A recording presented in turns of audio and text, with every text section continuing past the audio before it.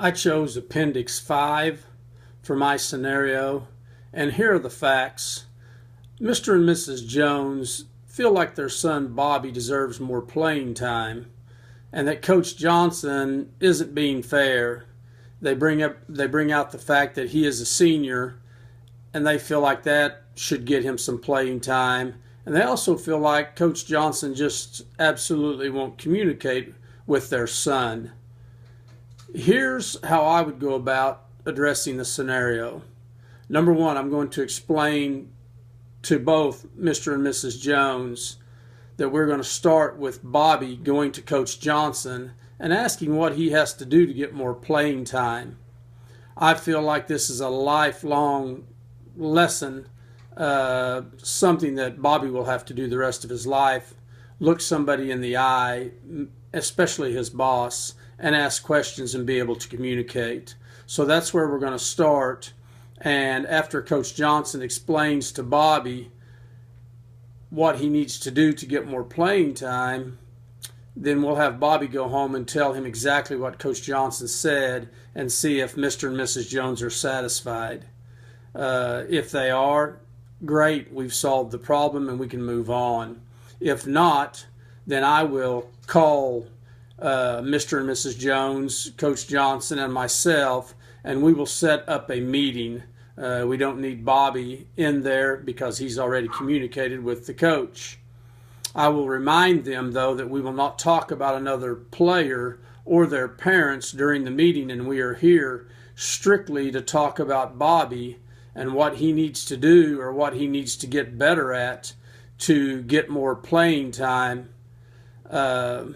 Number two, after that, I'll set up a private meeting with Coach Johnson and explain to him that in the future, after they've had tryouts, it would probably be a good idea to talk to each player individually and explain to them what their role will be on the team this year, and then ask them if they're going to be happy filling that role.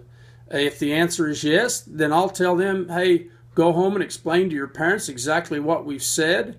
And that way, when the parents come to the game, they have a good idea about how much playing time their athlete is going to get. Now, also explain to them that playing time and roles, they can both change throughout the season, and that'll all depend upon individual performance. If we have any injuries, maybe somebody becomes ineligible, etc. And the third thing I'm going to do is I'm going to have Coach Johnson explain to the basketball team and every player that there are open lines or effective two-way communication that needs to take place here, so that if at any time during the season they have questions about playing time, maybe something they didn't understand in practice, something they thought just wasn't fair, or maybe they just need some clarification, then it would be a good idea to approach Coach Johnson or maybe one of the other coaches and do it respectfully, and then have them explain it to them. And that way, before we go home and anything can go any further, we've got our answer that we're looking for, or we've got our explanation, either way. And then lastly, I'm going to have Coach Johnson to post his practice stats and his player evaluations from practice. I think this is a good idea and a good common practice that he could do once a week. And by posting those stats, well, then every player on the team can observe their performance and get a good handle or a good idea of just where they fall on the team.